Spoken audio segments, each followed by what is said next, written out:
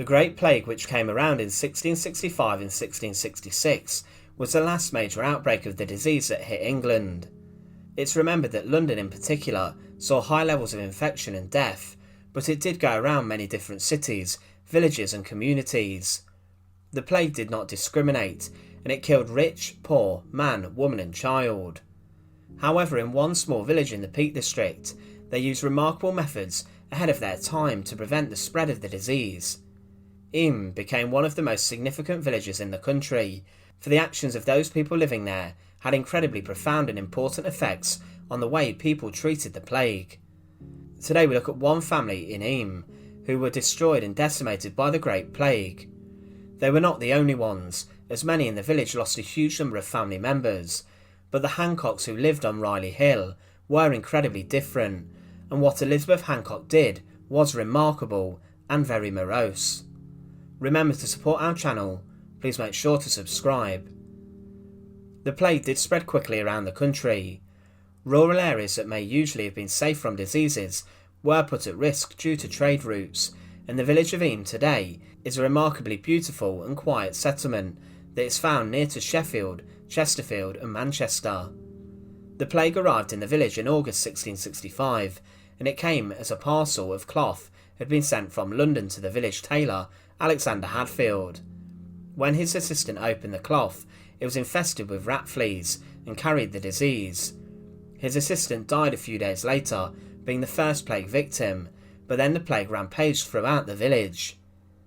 Eyam as a village decided to act in a different way, and to act decisively to prevent the disease spreading to the major cities of Sheffield and Manchester.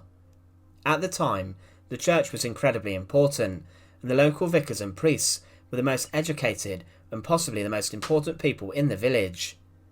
The vicar of Eyam had been sacked as he refused to use the common book of prayer, and he was replaced by Reverend William Mompesson. He was 28 and lived with his wife and small children, and he was highly educated. It was the actions of both priests, Thomas Stanley and Mompesson, that helped the village contain the plague and prevent it spreading to Sheffield. A plan was drawn up and agreed. The most important point was the need to set up a quarantine and a cordon sanitaire around the village. No one was allowed to pass the boundary, and signs were put up telling travellers to turn around and not enter. There were no attempts to cross the line, and the village stayed strong. Eyam needed supplies, and the local suppliers left them at different points around the village, in particular a boundary stone to the south. This meant no one could come into contact, and the villagers even left money in water troughs filled with vinegar that they believed would kill the disease. Another agreement was that plague victims should be buried as quickly as possible. However, the church in the churchyard that sits in the centre of the village was deemed not the right place to bury the victims of the plague. It was decided that plague victims should be buried as quickly as possibly near to the place they died, rather than being brought to the village cemetery and possibly causing contamination to other people. They believed this would prevent the risk of disease spreading from corpses that were waiting to be buried, and this was correct. They also locked up the church and moved services to an open-air venue. The policy of interring the dead close to where they died means that around the village there are several small cemeteries and burials littered around with headstones depicting who they are. However, one set of graves that picturesquely overlooks the Derbyshire Dales holds one of the darkest stories of Eyam's days with the plague. The Riley graves that are found up Riley Lane, on a steep hill on the edge of the village, are a dark reminder of one woman's great loss during the fight with the plague. These graves are sacred to the memory of the Hancock family, who suffered greatly in August 1666. This month was in particularly deadly, and tragedy struck the family, and in particular Elizabeth Hancock, the mother of the family. They lived in a farmhouse overlooking the beautiful countryside, and presumably before they caught the deadly disease, they'd done rather well to avoid the outbreak. They lived a long way out of the main village square, and it's presumed it must have been easier for them to isolate. But within the space of 8 days, Elizabeth Hancock would lose all of her family, her husband and children. On the 3rd of August 1666, Elizabeth's son John Hancock passed away from the disease. He was the first victim of the plague in the family. Because of the high risk of infecting neighbours and other villagers, Elizabeth, the grieving mother, had to herself drag out the body of her child onto her farmland and then dig a grave and also drop the body inside. This must have been horrific for her to have done, but things got worse.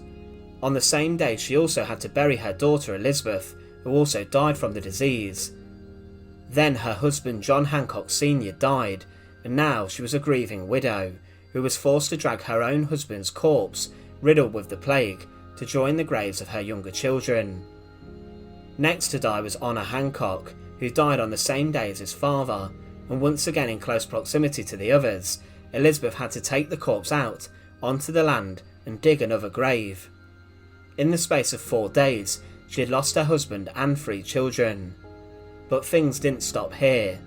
On the 9th of August, Alice Hancock, another daughter, died and was interred in a grave nearby, and on the next day, another daughter, Anne, was also buried after passing away.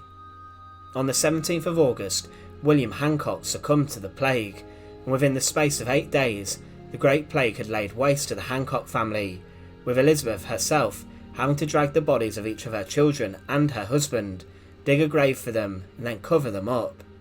John Hancock Sr.'s body is interred under the tomb, with the children's graves being marked by the gravestones.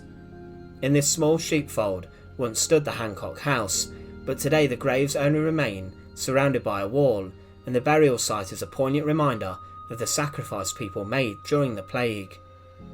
The story of Eyam and the Great Plague is one which can teach us a lot about the world today. It helped to keep the disease isolated and did prevent the spread of the pestilence reaching Sheffield, a city it would have caused devastation within. The ordeal that Elizabeth Hancock had to go through with burying her family on her land ultimately saved more lives.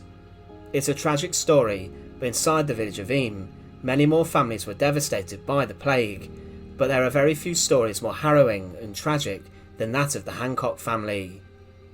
Once again, thanks for watching. To support our channel, please make sure to subscribe, and once again, thank you so much for watching.